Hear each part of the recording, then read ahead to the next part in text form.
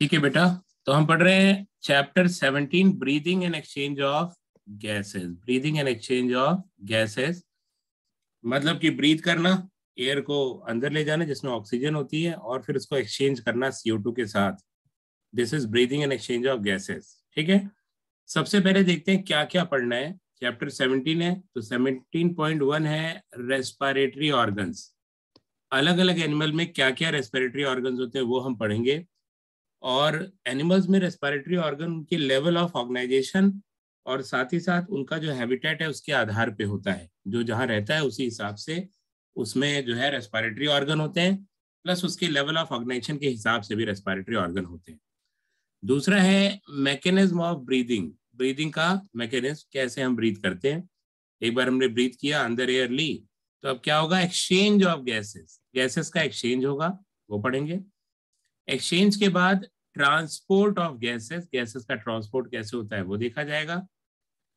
इसके बाद कैसे रेगुलेट होता है respiration, that is regulation of respiration. और एंड में, जैसा हर टॉपिक के एंड में होता है, डिसऑर्डर्स या डिसीजेस, तो यहाँ डिसऑर्डर्स ऑफ रेस्पिरेटरी सिस्टम, ये टॉपिक्स हमें पढ़ने हैं। ठीक है, अब यहाँ पर जरा देखते हैं, स्टार्ट करते हैं, एक एक लाइन को, एक एक वर्ड को समझते हैं, कहाँ कैसे क्वेश्चन बनता है वो समझते हैं। और ये चैप्टर जो है वो काफी समझने का है, इसमें अंडरस्टैंडिंग की जरूरत होती है, तो हमें समझ के चलना है। यहाँ से क्वेश्चन 2 से 3 आते हैं नीट में, अगर हम बात करें हर साल, और क्वेश्चन अच्छे होते हैं। या यूं कहिए कभी एक भी आ सकता है, पर जनरली इससे 2 क्वेश्चन आते हैं, और 3 भी हो सकते हैं, और अच्छे क्वेश्चन होते हैं। मतलब आप सही से पढ़ेंगे तभी कर पाएंगे। केवल रटने वाले क्वेश्चन नहीं होते, समझने वाले क्वेश्चन होते हैं। और कुछ वो भी क्वेश्चन है जो थियोरेटिकल है, जो आप पढ़कर कर ही सकते हो डायरेक्ट। तो हम हर एस्पेक्ट पे चर्चा करेंगे यहाँ पर। तो स्टार्ट करते हैं। As you have read earlier, oxygen is utilised by organism to indirectly break down the nutrient molecule like glucose and to derive energy for performing various activities। यहाँ काम की बात क्या है, जरा देखिए। खास बात क्या है कि इन्होंने कहा कि oxygen is utilise not directly but indirectly. Oxygen जो है इनडायरेक्टली यूटिलाइज होती है to break down the nutrient molecules like glucose and to derive energy. Indirectly break down करते हैं ताकि जो है ना हम एनर्जी को डिराइव कर सकें, डायरेक्टली नहीं। तो यहाँ पे वर्ड चेंज करके डायरेक्टली ले सकते हैं, और वहां आप दिमाग लगाने लगेंगे, एग्जाम में दिमाग नहीं लगता। आपको यही याद रखना है ये वर्ड, कि ऑक्सीजन इनडायरेक्टली यूटिलाइज होती है ग्लूकोज को ब्रेक डाउन करने के लिए। ठीक है, इसके बाद देखिए आगे चलते हैं। तो यहाँ पर carbon dioxide which is harmful, carbon dioxide एक लेवल से ज्यादा होती है तो हार्मफुल होती है, वो भी रिलीज हो जाती है इस कैटाबॉलिक रिएक्शन के समय। कैटाबॉलिक रिएक्शन का होता है जहां ब्रेक डाउन होता है। जब ब्रेक डाउन होता है न्यूट्रिएंट्स का, तो आप जानते हो एनर्जी और CO2 बनता है। ये CO2 बॉडी में ज्यादा होता है, तो ये CO2 बाहर रिलीज हो जाता है। ठीक है, इट इज देयरफॉर एविडेंट, इसलिए एविडेंट है that O2 has to be continuously provided to the cells and CO2 produced by the cells have to be released out। तो O2 को लगातार बॉडी को प्रोवाइड करना होता है, सेल्स को प्रोवाइड करना होता है, और CO2 भी लगातार क्या होती है, रिलीज होती रहती है। ये प्रोसेस लगातार चलता रहता है, रुकता नहीं है। ज्यादा देर के लिए आपने रोक दिया तो ऊपर चले जाएंगे। This process of exchange of O2, ये प्रोसेस जिसमें exchange of O2 from the atmosphere with CO2 produced by the cells is called breathing, commonly known as respiration। इसी को हम कहते हैं ब्रीदिंग, या इसी को कॉमनली हम क्या कहते हैं, रेस्पिरेशन। जबकि आप जानते हो रेस्पिरेशन का डीप मीनिंग है, तो इसी प्रोसेस को हम क्या कहते हैं, ब्रीदिंग। मगर रेस्पिरेशन भी कह दे तो बात ब्रीदिंग की ही कह रहा है। ये बात इसने क्लियर कर दी कि ब्रीदिंग को कॉमनली क्या कहते हैं, रेस्पिरेशन। तो रेस्पिरेशन आया, ब्रीदिंग आया, एक ही मतलब है। आगे इन्होंने लिखा है कि अपना हाथ आप चेस्ट पर रखिए, आप फील करेंगे कि चेस्ट ऊपर नीचे हो रहा है। You know that it is due to breathing, ये ब्रीदिंग की वजह से होता है। जब हम चेस्ट ऊपर नीचे होता है ब्रीथ करते हैं। The respiratory organs and the mechanism of breathing are described in following section of this chapter। तो रेस्पिरेटरी ऑर्गन्स क्या है और ब्रीदिंग का मैकेनिज्म, वो चैप्टर में आगे जो है वो डिस्क्राइब किया गया है, तो वो चीज हम पढ़ लेते हैं। ठीक है, देखते हैं यहाँ पर। अब आएगा respiratory organs. Respiratory organs, mechanism of breathing very among different group of animals. देखो जो मैकेनिज्म है ब्रीदिंग का, mechanism of breathing that very among different groups of animal, अलग अलग ग्रुप ऑफ एनिमल में क्या करता है, वेरी करता है, डिपेंडिंग मेनली ऑन, देखिए कहाँ, देयर हैबिटेट, उनके हैबिटेट पर, एंड लेवल ऑफ ऑर्गेनाइजेशन, जो मैंने शुरू में बताया। इसका मतलब इस पे भी ऑप्शन बनाया जा सकता है क्वेश्चन में कि जो मैकेनिज्म ऑफ ब्रीदिंग है, that very among different groups of animals depending mainly on, एक ऑप्शन दे देंगे हैबिटेट, एक देंगे लेवल ऑफ ऑर्गेनाइजेशन, कोई और एक ऑप्शन दे दिया, और एक ऑप्शन दिया बोथ 1 एंड 2। आप जानते हो दोनों होगा बोथ 1 एंड 2, ठीक है। तो दोनों होगा यहाँ पे कि हैबिटेट और लेवल ऑफ ऑर्गेनाइजेशन। अब यहाँ बात कर रहे हैं कि लोअर इनवर्टिब्रेट्स कैसे रेस्पायर कर रहे हैं उनके बारे में। Lower invertebrates like sponges, coelenterates, platform etcetera. Sponges मतलब पॉरीफेरा, सीलेंट्रेटा और प्लेटफॉर्म मतलब प्लेटीहेल्मिन्स, ये तीनों क्या करते हैं, exchange O2 with CO2 bye simple diffusion over their entire body surface. इसका मतलब स्पंजेस, सीलेंट्रेटा और प्लेटफॉर्म ये O2 with CO2 simple diffusion से एक्सचेंज करते हैं अपनी बॉडी सरफेस से ही। कहने का मतलब वो इनके पास कोई स्पेशलाइज रेस्पिरेटरी ऑर्गन नहीं है, ये एंटायर बॉडी सरफेस से ही एक्सचेंज कर लेते हैं, ठीक है। आगे देखें जरा अगर हम, तो earthworms uses their moist cuticle. Earthworm जो है वो मॉइस्ट क्यूटिकल से, उनका जो क्यूटिकल होता है बॉडी की कवरिंग ऊपर, उसको मॉइस्ट रखते हैं, गीला रखते हैं, और उसी से वो एक्सचेंज कर लेते हैं किसका, O2 और CO2 का एटमॉस्फेयर से direct. And insects have a network of tubes, tracheal tubes, to transport atmospheric air within the body.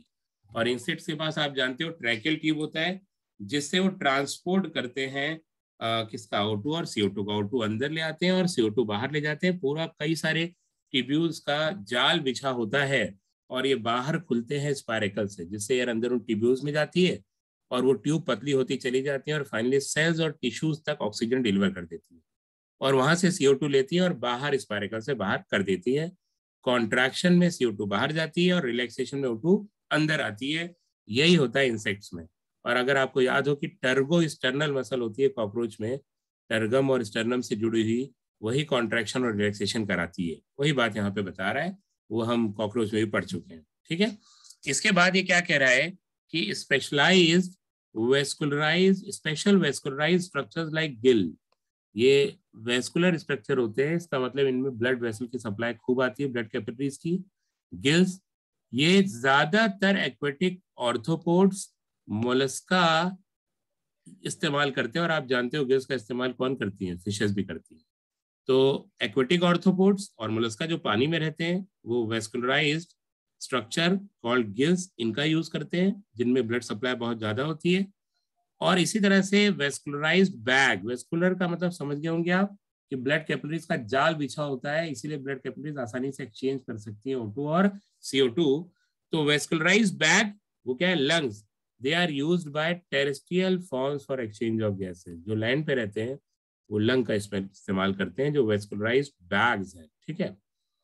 Among invertebrates fishes uses Gill. इसके बाद अगर इनवर्टिब्रेट की बात करें तो फिशेस वो किसका इस्तेमाल करती हैं, गिल्स का। रेप्टाइल, बर्ड्स और मैमल लंग्स का इस्तेमाल करते हैं, जबकि एम्फीबियन में कई सारे रेस्पिरेटरी ऑर्गन होते हैं। देखिए amphibians like frog can respire through their moist skin. Moist skin का मतलब आप समझ गए, मॉइस्ट स्किन से रेस्पायर करते हैं, तो उसको हम कहते हैं क्यूटेनियस रेस्पिरेशन।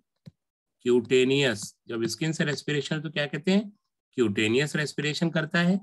दूसरा, also mammals have a well developed respiratory system. आगे तो लिख रहा है कि मैमल्स में वेल डेवलप्ड रेस्पिरेटरी सिस्टम होता है। तो एम्फीबियंस में बात करें कि वो मॉइस्ट स्किन से रेस्पायर करते हैं, क्यूटेनियस। इतना ही नहीं, वो लंग से भी रेस्पायर करते हैं, जिसको कहते हैं पल्मोनरी रेस्पिरेशन, ठीक है। और यही नहीं, एम्ब्रियोनिक स्टेज में वो गिल से भी रेस्पायर करते हैं, गिल से भी रेस्पायर करते हैं।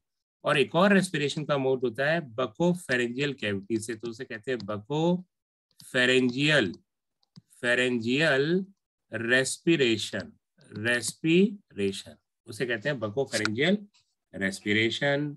मेरे ख्याल से बात को समझ गए होंगे।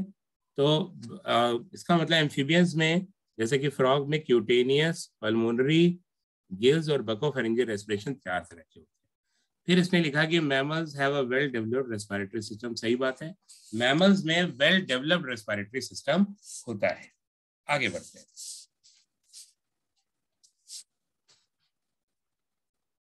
ह्यूमन रेस्पिरेटरी सिस्टम अब हम डिस्कस करते हैं। ह्यूमन रेस्पिरेटरी सिस्टम क्या क्या चीजें? We have a pair of nostril opening out above the upper lip. Upper lip के ऊपर एक पेयर नोस्ट्रिल होती है, बीच में आप जानते हो सेप्टम होता है, तो दो हो गई, एक पेयर नोस्ट्रिल होती है जो कि नेजल चैम्बर में लीड करती है, leads to nasal chamber through nasal passage. तो ये एक्सटर्नल नोस्ट्रिल नेजल चैम्बर में चली जाती है नेजल पैसेज से।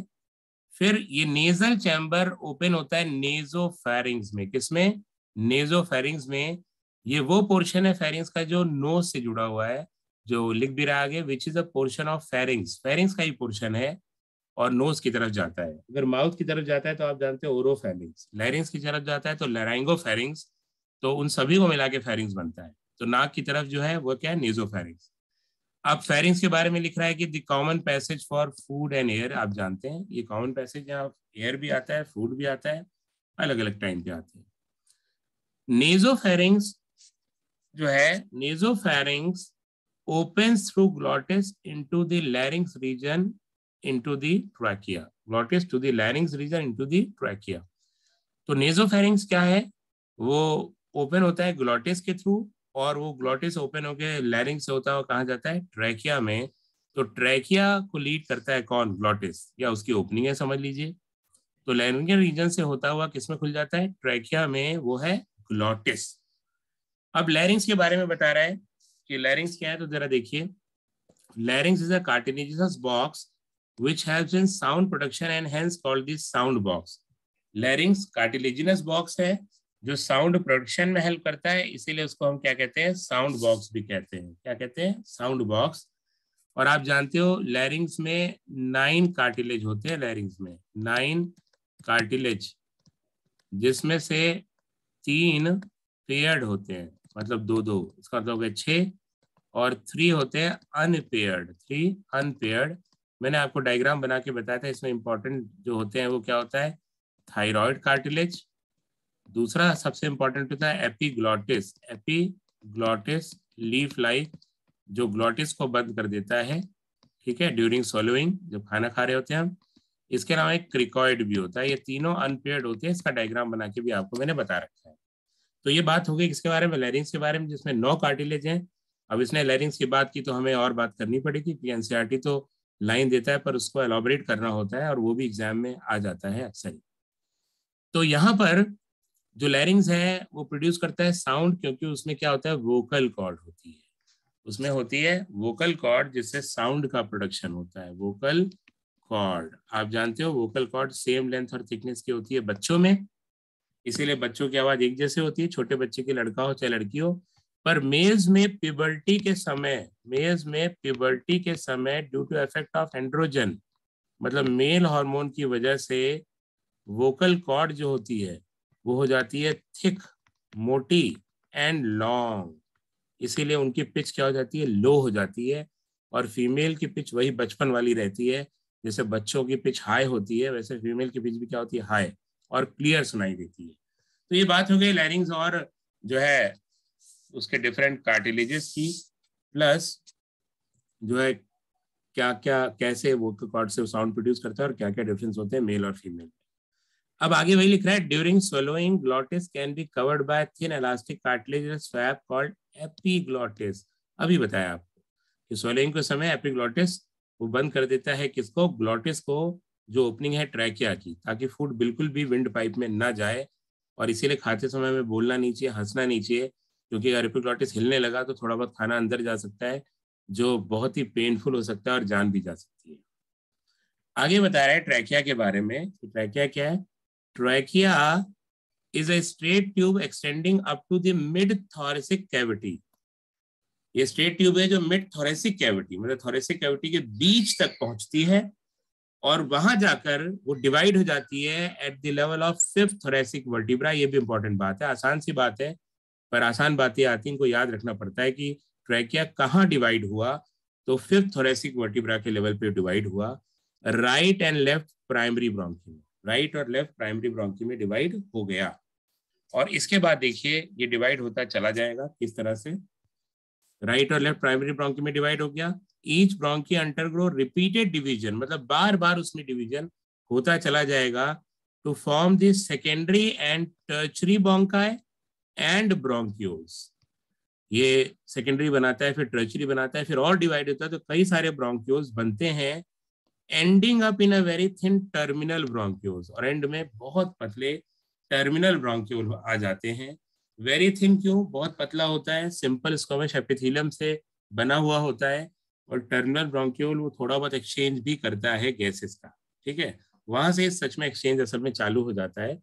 मगर एनसीईआरटी आपको बताता है कि एल्वियोलर डक्ट और एल्वियोलाई वो पार्ट है जहां से एक्सचेंज होता है। हालांकि टर्मिनल ब्रोंक्यूल को बोल रहा है वेरी थिन, थिन इसीलिए क्योंकि सिंपल स्क्वैश एपिथेलियम है और वहां से भी एक्सचेंज होता है, ठीक है।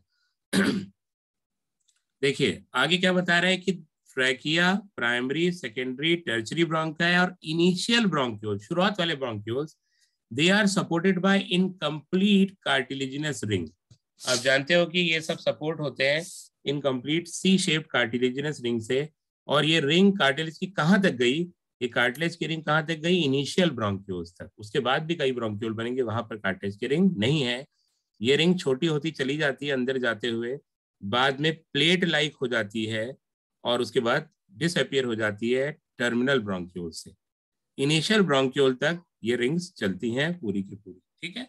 इसके बाद देखिए, each terminal bronchiole give rise to number of very thin irregular walled and vascularised bag like structure called alveoli. देखिए ये टर्मिनल ब्रोंक्यूल किसको जन्म देते हैं, किसको राइज देते हैं? बहुत पतले इररेगुलर वॉल्ड, उनकी वॉल इररेगुलर है, एक जैसी नहीं है। वेस्कुलराइज्ड बैग, वेस्कुलर का मतलब हो गया ब्लड कैपिलरी बहुत ज्यादा वहां पर होगी, वेस्कुलर स्ट्रक्चर होगा, इसीलिए वेस्कुलराइज्ड बैग लाइक स्ट्रक्चर कह रहे हैं क्या? एल्वियोलाई। तो एल्वियोलाई भी क्या हो गया? वेस्कुलराइज, क्योंकि यहीं से एक्सचेंज होना है। अगर ब्लड सप्लाई बहुत ज्यादा ना आए, झमाझम ना आए, तो ऐसे में एक्सचेंज नहीं हो पाता। तो यहाँ ब्लड सप्लाई बहुत ज्यादा है, इतनी ज्यादा एल्वियोलाई में ब्लड सप्लाई होती है कि आप उसे कंसिडर कर सकते हो sheet of flowing blood. Alveoli को निकाल कर देखोगे तो ऐसा लगेगा पतली सी शीट है जिसमें ब्लड फ्लो कर रहा है, ब्लड ही ब्लड दिखेगा आपको, एकदम रेड दिखेगा और कुछ नहीं। इतनी ज्यादा वहां सप्लाई होती है किसकी? ब्लड कैपिलरीज की। आगे देखिए कह रहा है कि the branching network of bronchi, bronchioles and alveoli comprises the lung. ये जो पूरा नेटवर्क था ब्रोंकी का, ब्रोंक्यूल्स का, एल्वियोलाई का, वही मिलकर पूरा लंग्स बनाते हैं, ठीक है। अब आगे लंग्स के बारे में बताएगा, वो भी हम देख लेते हैं।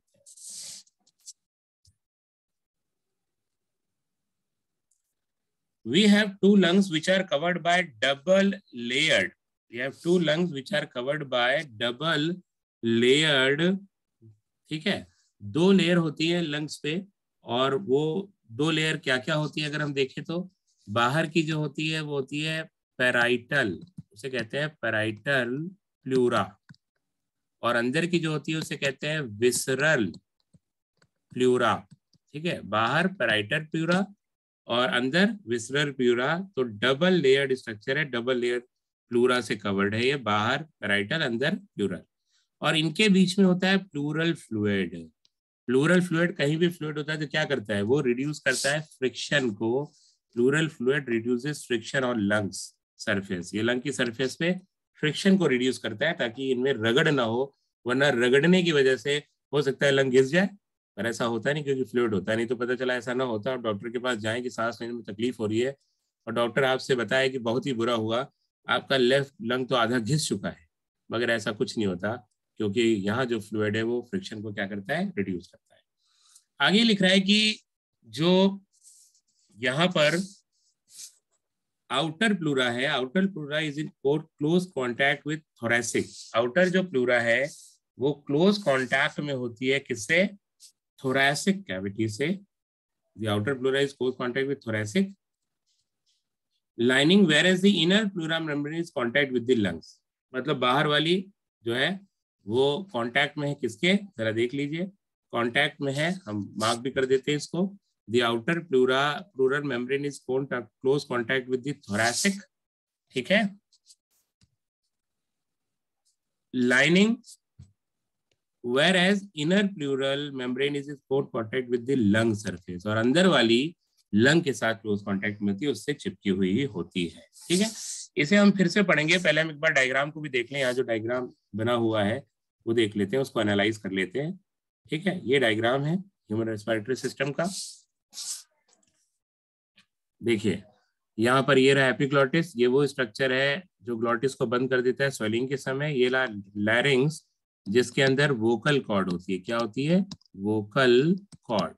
ठीक है, और ये है ट्रैकिया, और ट्रैकिया में जो देख रहे हैं आप ये C shaped incomplete cartilaginous ring है, कार्टिलेजिनस रिंग्स। और आप जानते हो ये रिंग्स किसकी बनी होती है? हाइलिन कार्टिलेज की। कौन सा कार्टिलेज होता है? हाइलिन। ये टिश्यू में बताया था, पर यहाँ भी याद रखिए ये रिंग्स हाइलिन कार्टिलेज की बनी हुई है।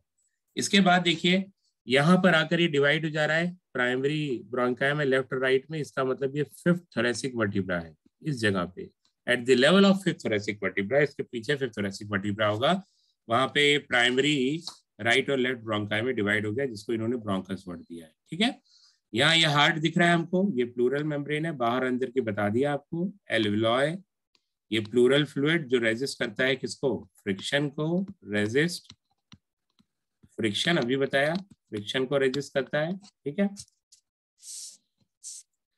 और इसके अलावा ये डायफ्राम जो नीचे से कवर कर रहा है, पोस्टीरियर बाउंड्री बना रहा है।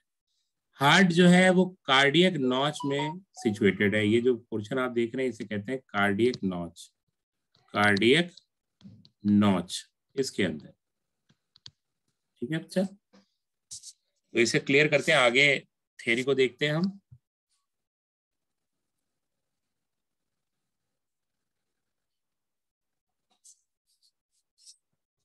अब देखिए, the part starting with external nostril up to the terminal bronchioles constitute the conducting part. External nostril से लेकर टर्मिनल ब्रोंक्यूल तक जो होता है वो कंडक्टिंग पार्ट होता है, और इसमें आप जानते हो अराउंड 150 मिलीलीटर एयर होती है, 150 मिलीलीटर एयर होती है एक समय में। इसमें कंडक्टिंग पार्ट में मतलब ये कंडक्ट करता है एयर को जो है वो रेस्पिरेटरी पार्ट तक। Whereas the alveoli and their ducts form the respiratory or exchange part of the respiratory system. इसके अलावा एल्वियोलाई और उसके डक्ट वो रेस्पिरेटरी एक्सचेंज पार्ट बनाते हैं। और रेस्पिरेटरी पार्ट में अगर हम बात करें तो 5 से 6 लीटर एयर होती है एट ए टाइम, मतलब मैक्सिमम वहीं पर होती है जो एक्सचेंज कर रही होती है। ये कंडक्टिंग पार्ट में 150 मिलीलीटर, जबकि रेस्पिरेटरी पार्ट में कितनी? 5 से 6 लीटर एयर होती है। ठीक है, तो रेस्पिरेटरी पार्ट जहां से एक्सचेंज होता है मतलब एल्वियोलाई और उसके डक्ट। ठीक है, आगे फंक्शन भी लिख रहा है, क्या कंडक्टिंग पार्ट के फंक्शन है हम देख लेते हैं उस चीज को। तो कंडक्टिंग पार्ट क्या करता है? पहला, transport the atmospheric air to the alveoli, वह एटमॉस्फेयर की एयर को एल्वियोलाई तक पहुंचाता है। दूसरा, clears it from foreign particles, foreign particle से क्लियर करता है, क्योंकि आप जानते हो नोस्ट्रिल में हेयर्स होते हैं और म्यूकस मेम्ब्रेन होती है, ऑयल ग्लैंड्स आप कह लीजिए, वो फॉरेन पार्टिकल्स को एंट्रैप कर लेते हैं, फॉरेन माइक्रोब्स को एंट्रैप कर लेते हैं। इसका मतलब उसको अंदर नहीं जाने देते, क्योंकि एयर में जो है वो फॉरेन पार्टिकल्स हैं, डस्ट पार्टिकल है, मिट्टी है। तो ऐसा थोड़ी कि सबके सब अंदर चले जाएंगे एल्वियोलाई में और एल्वियोलाई में भर जाएगी पूरी मिट्टी, जी नहीं, ये उसको क्लियर कर देते हैं, चिपका लेते हैं। और सीलिएटेड होता है पूरा एपिथेलियम यहाँ पर, वो सीलिया इनको फेरिंग्स में पहुंचाता है, जहां से हम उसको अपने अंदर स्वेलो कर लेते हैं। तो कुल मिला के जब स्वेलो कर लेते हैं तो लंग्स में नहीं जा पाता। इसका मतलब ये उस एयर को कंडक्ट ही नहीं करता, क्लियर भी करता है। इसके अलावा ह्यूमिडिफाइज का मतलब उसमें वाटर ऐड करता है, सूखी एयर नहीं होनी चाहिए। अगर एयर बहुत ड्राई है तो एल्वियोलाई में जाएगी, और एल्वियोलाई में अगर पहुंची तो एल्वियोलाई को भी ड्राई कर देगी, ऐसे में एक्सचेंज नहीं हो पाएगा। इसीलिए एयर अगर बहुत ड्राई है तो हमारा ब्लड उसमें वाटर को ऐड कर देता है ताकि वो ह्यूमिडिफाई हो जाए। ठीक है, मॉइस्चर ऐड हो जाता है। और एयर अगर बॉडी टेम्परेचर पे नहीं है तो brings the air to body temperature, वो बॉडी टेम्परेचर पर आती है ताकि एक्सचेंज आसानी से हो जाए। तो 4 काम आपने देखे कंडक्टिंग पार्ट के, transport the atmospheric air to the alveoli, clears it from foreign particle, humidifies and brings the air to body temperature. तो इस पे भी क्वेश्चन बनता है। बहुत इंपॉर्टेंट पॉइंट है कि क्या क्या काम है कंडक्टिंग पार्ट के यहाँ पर रेस्पिरेटरी सिस्टम में। 4 काम है, कोई एक दे सकता है, चारों तो नहीं, 3 दे सकता है, या मिला मिला के 2-2 पॉइंट बना सकता है, इनके दोनों दे सकता है और पूछ सकता है बताइए कौन कौन सा स्टेटमेंट सही है, कौन सा गलत है, या इनमें से कौन सा फंक्शन नहीं है। तो 3 दे देगा, चौथा कुछ और दे देगा, तो वो नहीं होगा। इन चारों में से कोई चीज, 3 चीज दे देगा। बात को समझ गया आप? या चारों के 3 पॉइंट बना के दे देगा, चौथा अलग दे देगा, तो आप समझ जाएंगे कि कौन सा नहीं है। इसी तरह से ये इस तरह से क्वेश्चन पूछा जाता है बेटा। अब एक्सचेंज पार्ट का काम क्या है? Exchange part is the site of actual diffusion of O2 and CO2 between blood and the atmospheric air. Exchange part actual site है जहां से O2 और CO2 का जो है एक्सचेंज होता है डिफ्यूजन के थ्रू ब्लड और एटमॉस्फेयर में। तो अगर पूछेगा बताइए ब्लड और एटमॉस्फेयर का जो एक्चुअल डिफ्यूजन होता है, एक्चुअल O2 और CO2 का डिफ्यूजन होता है ब्लड और एटमॉस्फेरिक एयर के बीच में, वो कहाँ होता है? तो कहाँ होता है? एक्सचेंज पार्ट में, मतलब एल्वियोलाई और एल्वियोलर डक्ट। पहली बार तो वही एक्सचेंज हुआ ना, एटमॉस्फेयर जब एयर आई तो एल्वियोलाई और एल्वियोलर डक्ट से ही तो एक्सचेंज हुई पहली बार। तो इसका मतलब एटमॉस्फेयर और ब्लड के बीच में डायरेक्ट जो एक्सचेंज हो रहा है वो कहाँ हो रहा है? एल्वियोलाई में, वहीं पर पहली बार हुई। इस बात का ध्यान रखिएगा, इस पर भी क्वेश्चन बना सकता है, क्योंकि अभी एक्सचेंज और भी होगा, टिश्यू लेवल पे भी होगा, परंतु एटमॉस्फेयर से जिसने एक्सचेंज किया एयर को वो कौन था? एल्वियोलाई। टिश्यू से जो करेगा वो ब्लड करेगा, तो ब्लड एंड टिश्यू के बीच में होगा। ये क्या है? एटमॉस्फेयर और ब्लड के बीच में कहाँ पहली बार एक्सचेंज हो रहा है? तो वो है एल्वियोलाई। मेरे ख्याल से बात समझ गए होंगे आप कि पहला डिफ्यूजन है एटमॉस्फेयर जब एयर आती है तब जो साइट ऑफ डिफ्यूजन है यही। ठीक है। अब लंग्स के बारे में बता रहा है कि लंग्स किस कैविटी में है और वो कैसी कैविटी, एयर टाइट कैविटी होती है, वही बात ये बताएगा कि lungs are situated in thoracic chamber. वो थोरेसिक चैम्बर में सिचुएटेड होते हैं जो एनाटॉमिकली एयर टाइट चैम्बर होता है ना, anatomically an air tight chamber, मतलब उसमें से एयर लीक नहीं कर सकती। अब थोरेसिक चैम्बर किससे किससे बाउंडेड होता है वही यहाँ बताया गया आगे। The thoracic chamber is form dorsally by vertebral column, ventrally by sternum, laterally by ribs and on the lower side by dome shaped diaphragm। इसका मतलब डॉर्सल साइड से वर्टिबल कॉलम से वो कवर्ड है, वेंट्रल साइड से sternum से, lateral side से rib से, और नीचे के साइड से कौन? डोम शेप डायफ्राम उसको कवर करता है। और जो एनाटॉमिकल सेटअप है, anatomical setup of lungs in thorax, thorax के अंदर लंग्स का जो एनाटॉमिकल सेक्टर है इस तरह से सेटअप है कि any change in the volume of thoracic cavity will be reflected in the lungs pulmonary cavity. इसका मतलब लंग्स गुब्बारे की तरह फूलते नहीं है या उसके बाद जो उसमें से एयर निकल जाती है, ऐसा नहीं होता, बल्कि लंग्स वैसे ही रहते हैं। थोरेसिक जो कैविटी है, थोरेसिक जो चैम्बर है वो फूलता है और अंदर की तरफ आता है, उसमें जो चेंज होता है वॉल्यूम में वही रिफ्लेक्ट होता है किसमें? लंग्स में। इसका मतलब लंग्स के वॉल्यूम को हम डायरेक्ट ऑल्टर नहीं कर सकते, या प्रेशर को हम थोरेसिक चैम्बर के वॉल्यूम और प्रेशर को ऑल्टर करते हैं और वो अपने आप लंग्स में रिफ्लेक्ट होता है, क्योंकि लंग उसी सिस्टम का पार्ट है, उसी में वो सेटअप है। ऐसा एनाटॉमिकल सेटअप ही है थोरेसिक चैम्बर का कि लंग्स बीच में आ गए। ठीक है। तो कोई भी चेंज जो थोरेसिक चैम्बर में होगा या थोरेसिक कैविटी में होगा, जो भी वॉल्यूम चेंज होगा that will be reflected as a volume change in lungs. ठीक है। आगे लिखा है कि such an arrangement is essential for breathing. ऐसा अरेंजमेंट ब्रीदिंग के लिए बहुत एसेंशियल है, as we can not directly alter the pulmonary volume. जो मैं आपको बता रहा था कि हम डायरेक्टली पल्मोनरी वॉल्यूम को ऑल्टर नहीं कर सकते, चेंज नहीं कर सकते हैं। बात को समझ गए होंगे बेटा? ठीक है।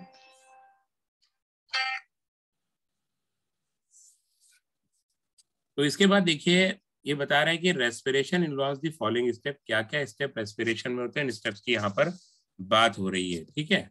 Respiration involves the following steps. क्या क्या? सबसे पहले ब्रीदिंग, एयर को अंदर लेना, और पल्मोनरी वेंटिलेशन, लंग्स में भरना, पल्मोनस मतलब लंग्स होता है, by which atmospheric air is drawn in and CO2 rich alveolar air is released out.